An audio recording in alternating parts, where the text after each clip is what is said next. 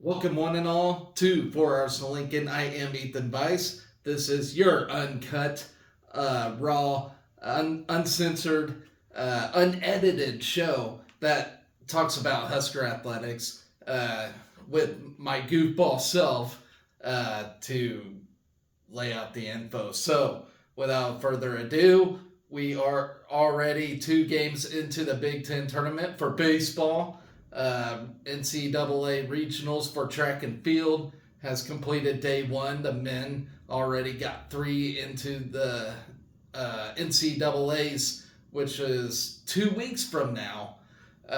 So that's good stuff right there. I got various other subjects to talk about, but I do want to start with baseball games 1 and 2. Yes, even talking about that ugly, disgusting, terrible first game that we played against Ohio State. That was just embarrassing, to say the least. I know Illinois, the number 1 seed, lost 2, but they did not get absolutely manhandled, throttled, whatever you want to call it, like we did against Ohio State. That game was, that was just embarrassing. Did we even try? I don't know. Luckily, we won game 2. We're expected to win game 2, especially starting Sears, but it's going to be terrible from here on out. I don't know where we're going to go from here. We already started Brett Sears, who, is 9-0 for the season now, and I don't know where we go from here. It would be nice to save Sears for, the Big Ten championship game. But since we could not get past day 1 without getting absolutely manhandled, I don't know what we're going to do. So it sucks. I don't want to sound freaking negative, but holy crap, does this team make you want to drink or not? I do not know. It's just puzzling. I mean, this team looked very promising to start the season. They just looked like they were going to be one of the best teams in Husker history. That absolute sweep against Charleston, being competitive against teams like Texas Tech, OU, and all them. I thought, holy crap, this team's going to be a top 25 for sure, but here we are. In postseason play, just not looking promising at all. And I'm not here to call out any coaches. I am not. It's just not happening. And I do think sometimes the voting committee does take the Big Ten for granted. Don't forget, Michigan made it to the College World Series, 2-3 years ago? It seems like a Big Ten team always makes a good run come NCAA tournament time, and people always sleep on them. So, anyways, let's get started. Game 1 against Ohio State. This was supposed to be an easy win, get to Friday, and be comfortable pretty much. But here we are facing elimination on Friday against, I don't know who yet. We will find that out today. Anyway, so we opened play in the Big Ten tournament with a 15-2 loss against Ohio State.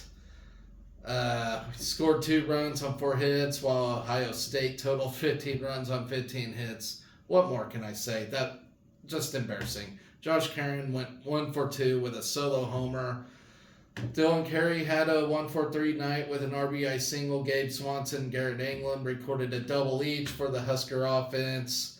Jackson Brockett dropped a 2-2 on the season, surrendering 3 runs on 7 hits in 3 innings. A southpaw struck out 3 Buckeyes while issuing a free pass. Bobby Olson and Caleb Clark combined for 1 inning in relief. Tucker Timmerman worked a scoreless inning, while Ty Horn picked up 4 strikeouts and 2 hitless innings.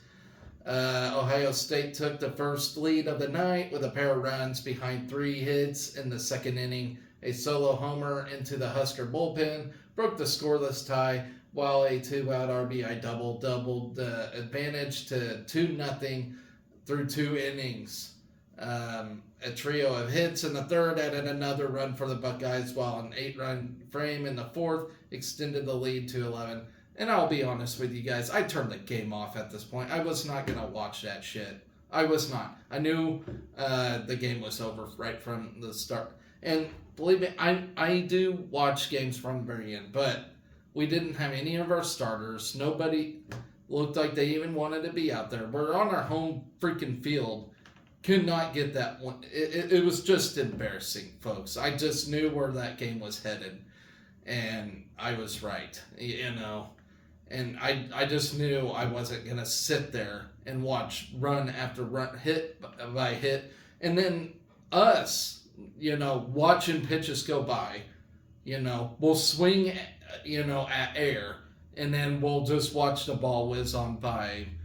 That was very hittable.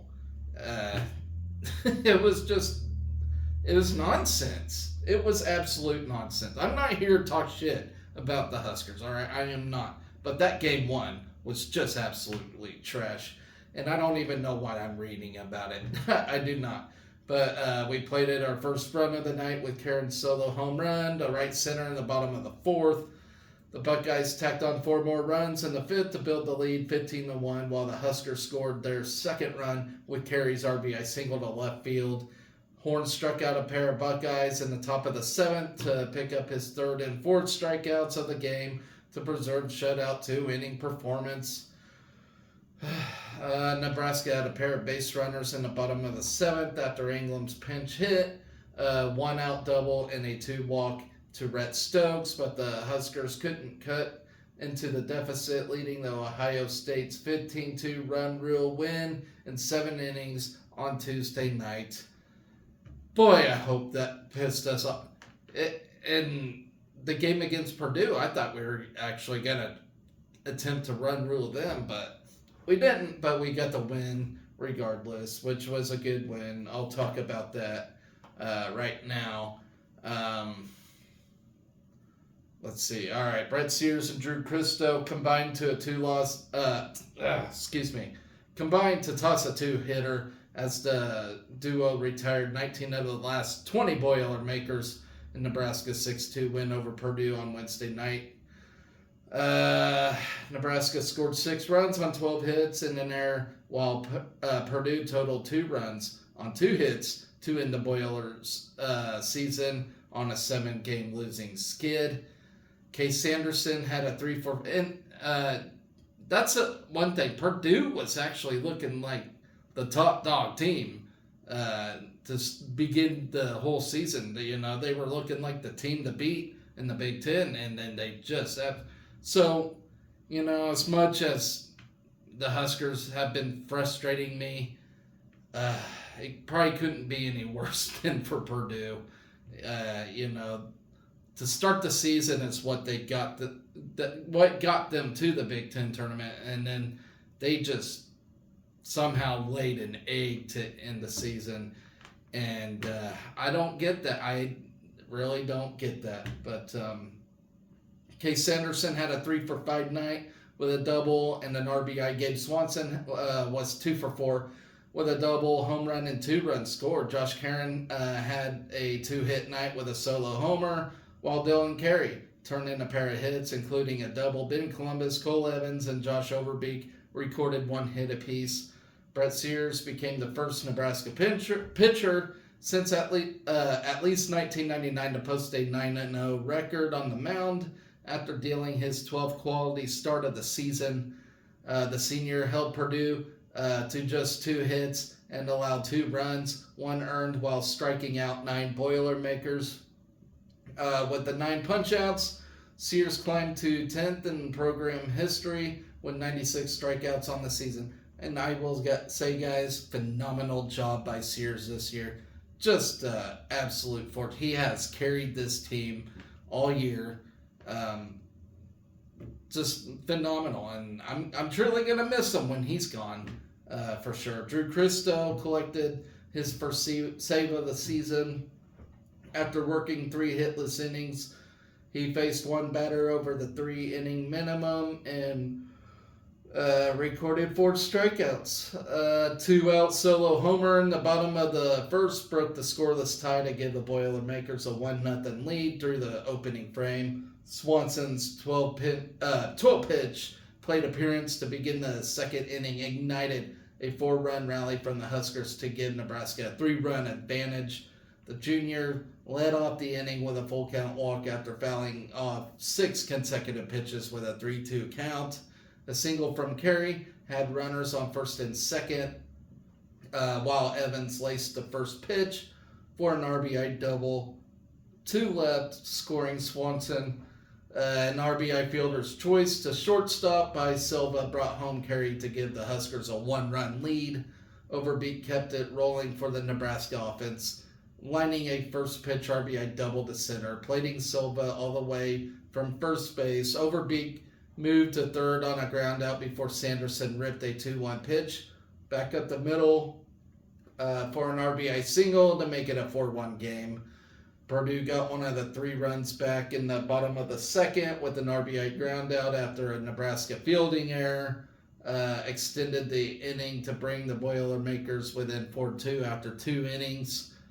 Swanson smashed a solo homer in the left field bleachers to open the 3rd inning, while Sears hung his first scoreless frame in the bottom half to maintain the 3-run lead for Nebraska. Sears retired the Boilermakers in order in the next 3 innings to preserve his 12th quality start of the season, becoming the 4th Nebraska pitcher since 2000 to record 12 or more quality starts in a season. Christo replaced Sears on the mound following the 7th inning stretch and picked up right where the Huskers ace left off, sitting down Purdue in order with a pair of strikeouts. Very good job by Christo. And I'll be honest, Drew Christo has been impressing me lately with his relief appearances and whatnot. He's been doing a very fine job. Karen drilled a leadoff homer to start the 9th inning and stretched the lead to 6-2, snapping the string of 5 consecutive scoreless innings. Between the two teams, of course, the juniors sent a 0-1 pitch into the bleachers in the left field for his team-leading 12th home run of the season. Christo plunked the first batter in the bottom of the 9th before a flyout and back-to-back strikeouts into the bottom of the 9th and clinched Nebraska's 6-2 win on Wednesday night. And so Nebraska does advance to play the loser of Indiana versus Ohio State tomorrow at 2 p.m. Either way, Ohio State made a fool out of us, and Indiana, we beat Indiana in a series, so it's not like we can't win. It's just what team's going to show up, and are we going to lay an egg on our home? I mean, it's basically home field, okay? Omaha ain't that far from Lincoln. If we cannot win at Omaha, God help us. It's so sad. And we got a huge opportunity after Illinois went down in their first game.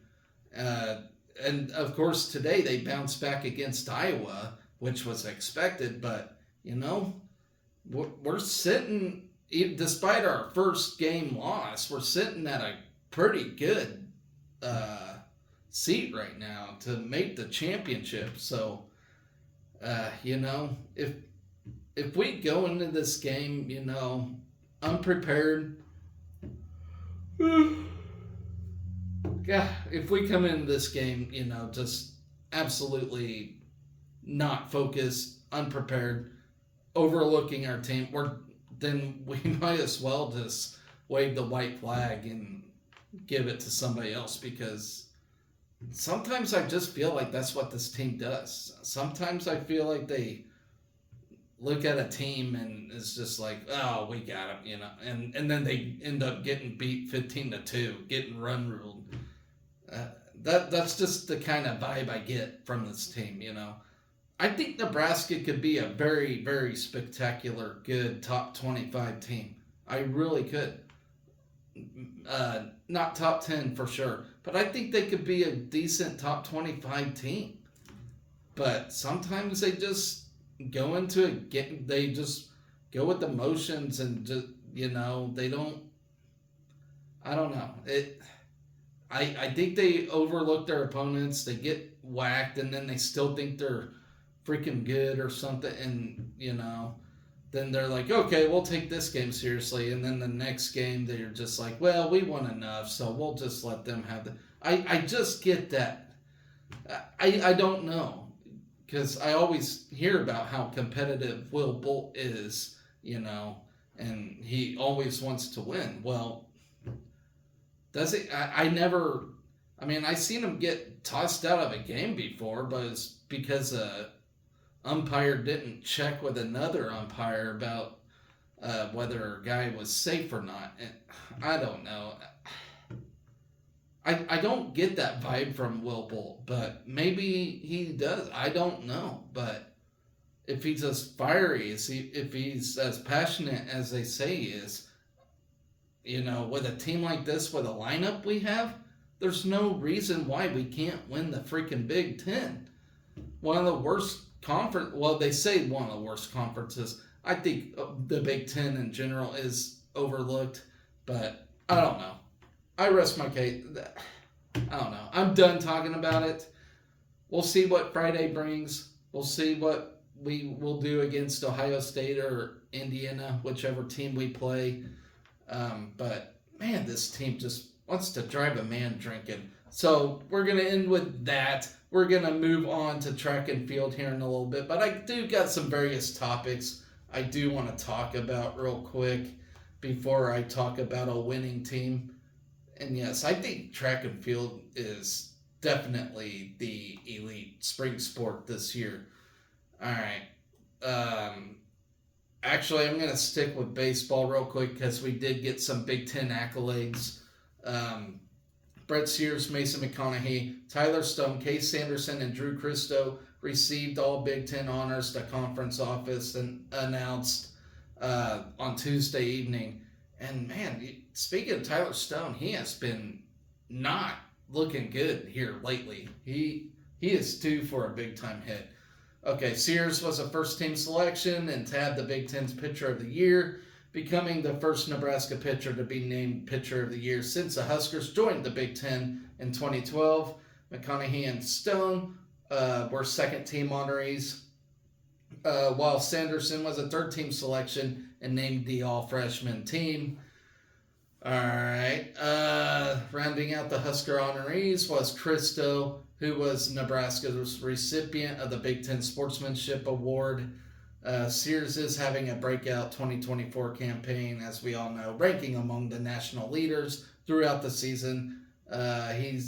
He's totaled 11 quality starts and is 8-0 with a 2.05 ERA, which ranks 4th in the country. Sears is 3rd nationally with a 63 WHIP and sits 18th in hits allowed and 19th in strikeout to walk ratio and walks allowed in 9 innings. Let's see. The senior is the second Nebraska pitcher since 1999 to start the season with an 8-0 record. I had mentioned that earlier, but he does join Brian Dunzing in 2005. Earlier this season, Sears' 9 consecutive quality starts were the most by Nebraska hurler since at least 1999, and is the longest active streak this season by any starting pitcher in Division I. Sears is one out of 5 Nebraska pitchers since 2000 to post 11-plus quality starts in a season,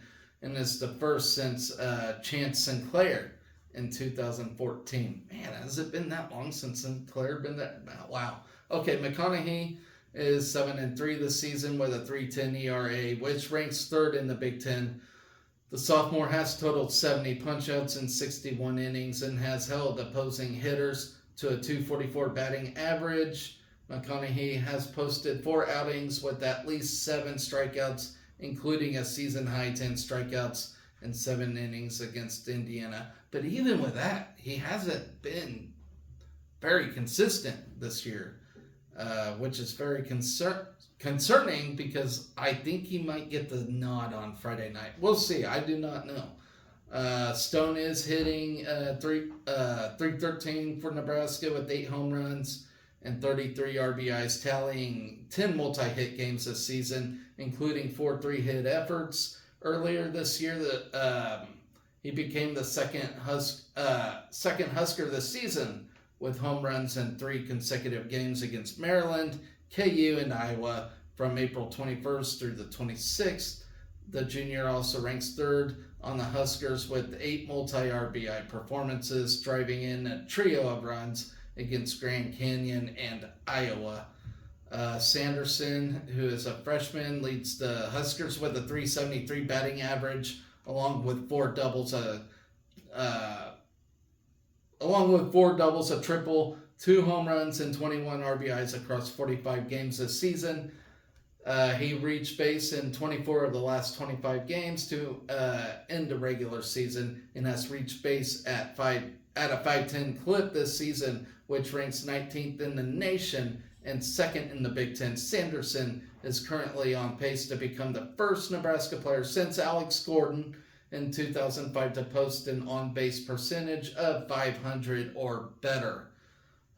So that's a pretty good accolade. All right, moving on, talking about Josh Caron, another guy that didn't even receive a Big Ten accolade, but instead he gets a national recognition. He was named one of 16 semifinalists for the Buster Posey National Collegiate Catcher of the Year Award. The Greater Wichita Area Sports Commission announced Wednesday morning. So formerly known as the Johnny Bench Award, the National Collegiate Catcher Award was established in 2000 as Caron joins Justin Calwin and Mitch Beta as the only 3 semifinalists in Nebraska history for this award. Caron is batting .313 this season with 14 doubles, a triple, and 38 runs scored, while leading the Huskers with 11 home runs and 55 RBIs. The Wisconsin native has appeared in 52 games with 51 starts behind the dish for the Huskers and entered the week as one of the 11 catchers nationally with a .310 plus batting average. And at least 25 extra base hits and 55 runs driven in this season. Excuse me, guys. All right. Moving on now. We're going to talk about bowling real quick. Jillian Martin makes history in the PWBA. Outside of, collegiate bowling, we never hear like what these ladies do outside of it. So this is a cool story, folks. 2-time NTCA All-American Jillian Martin made history Tuesday night as she became the youngest USCB Queens champion after defeating top-seeded Hope Gramley at the staying with me here real quick, guys. The Ashwaubenon Bowling Alley. I do not know where that's at. Okay, that sounds like a Wisconsin place. All right. Marking her 2nd professional title and 1st career major. Dating back to 1961, the USBC Queen stands as a landmark major in the PWBA organization. The best bowlers from around the country vie for the chance at the coveted tiara and a check for $60,000. Martin's victory marks the 2nd straight Husker Queens champ after the 2023 victory by Lindsay Boomershine, formerly Lindsay Baker. She must have got married. Okay, Martin also becomes the 5th Husker all-time to win the crown and 3rd in the last 4 years, dating back to the 2021 Queens, won by current assistant coach Julia Bond. So, ladies and gentlemen, that is awesome. Martin, the Husker Junior to be earned the overall number 3 seed in the stepladder finals. Former Husker great Boomershine sat at the number 5 seed, followed by number 4 Felicia Wong and number 2 Kelly Kulik and number 1 Hope Gramley. Boomershine kicked things off in the finals against number 4 Wong. Boomershine took the first win, 193-154, to advance against number 3 Martin in a tight match. Martin emerged victorious, 206-186, to face number 2 Kulik with her second 200 in the finals. Martin advanced to the title match with a 219-183 victory against number 1 Hope Gramley. Gramley, the 2023 PWBA Rookie of the Year, would remain close, but a massive 267-220 win would clinch Martin the title, adding a historic moment to her resume. The 2024 Queens began with 186 bowlers. After 15 games of qualifying over the course of 3 days, the top 64 bowlers advanced to match play.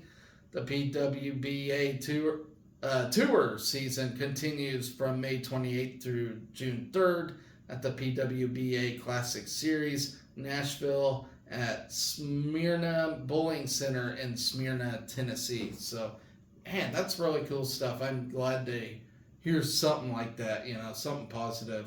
All right.